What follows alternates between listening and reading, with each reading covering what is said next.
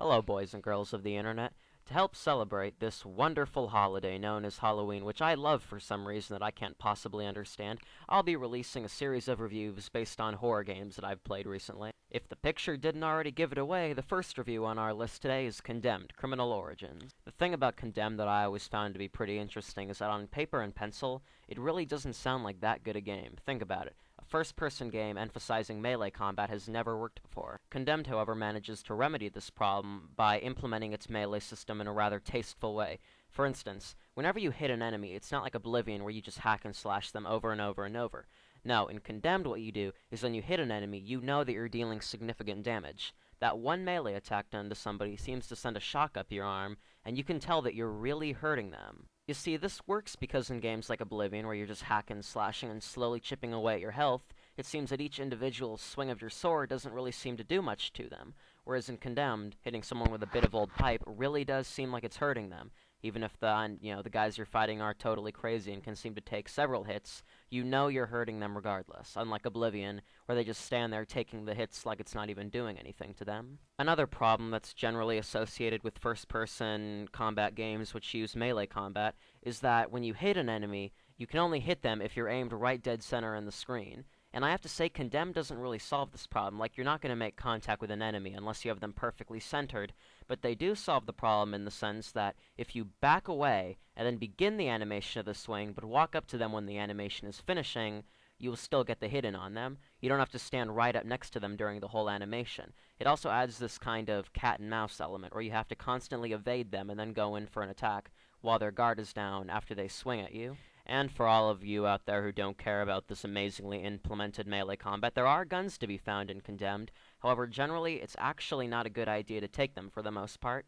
Like, for instance, guns usually don't come with very much ammo in them. There's even a sawed-off shotgun that only has 2 shots in it, which in itself wouldn't seem like that bad an idea, but here's the thing in Condemned, you can't hold any extra clips. The only ammo you have associated with one gun is what's currently located in the clip.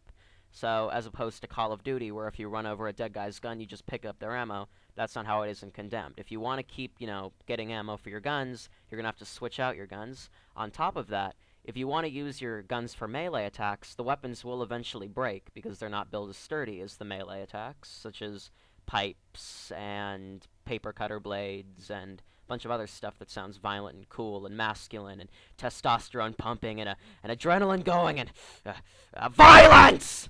Okay, sorry about that. I just realized that I'd fainted for a few minutes. Anyway, I just realized I haven't even talked about the story yet.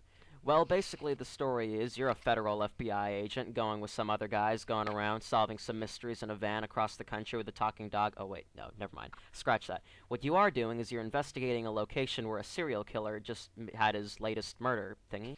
Once you get there, however, another serial killer shows up and kills both of your policeman buddies, and because of this, the Bureau assumes that you're the one who killed them, and so Ethan Thomas, the main character, must go on a magical adventure to prove his innocence and catch the serial killer, and also deal with some weird psychological things going on, which I'll go into in a second. So you all know how in Silent Hill sometimes reality will seem to shift into an alternate version of itself where everything's a lot more hellish, and there's weird monster enemy things, and it's all a lot scary, yada yada yada. Well, Condemned has kind of a similar system. Occasionally, Ethan will kind of, even if it's only a little bit, you'll be plunged into another dimension type thing, and a lot of the times there's no combat in these, and they only last for a few seconds. But it's definitely clear that there's a shift going on, and that, these things that are happening to Ethan, these changes in realities, may be part of his own mind, maybe he's just going crazy, but there's little hints and implications left that may be real, and that you're not crazy at all.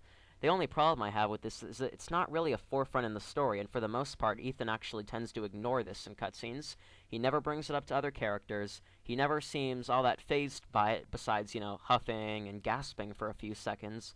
And it seems weird that they would, squander the opportunity to have such a cool story element, just kind of wasted. It's like, well, we have this really cool reality shift thing, but oh, look, a serial killer, let's just do that instead. That's a great idea. So the sound, I have to say, is pretty good. The music doesn't stand out in my mind as being anything all that memorable, but I do like the sound effects. Each weapon has its own effect, which really, if you were just to listen to the effect and nothing else, you could probably identify each individual sound effect with each corresponding weapon it's used with.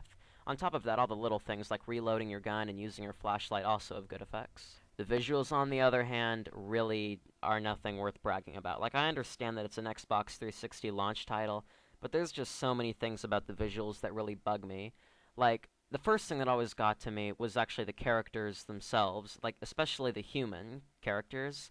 Like, their skin always looks so rough and dirty, even when it's not supposed to, and on top of that, their eyes look like they're partially disconnected from the rest of their head, like their sockets are too wide or whatever.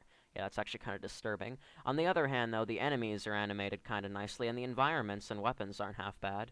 The last thing worth noting about Condemned is that it's genuinely scary, and that's something a lot of horror games seem to be lacking nowadays. And the reason for this is because it only takes one enemy. One single solitary enemy is all it takes to kill you. So because the game leaves you in this state of vulnerability, you feel like you're on the edge of your seat the entire time because you really have no idea when another enemy could come out of nowhere. On top of that, kind of like the mind trippy sequences, kind of akin to Silent Hill 2, give you that same sinking feeling, like you think that it's all over as soon as you can see the whole world change around you. In closing, I recommend Condemned to anyone who wants a really good first-person combat game, or anyone who really wants to be scared. I can't think of a better way to celebrate Halloween than playing this game. So get it on the Xbox Live Arcade, it's only $20, or find it at your local GameStop, whatever. This game really is worth playing.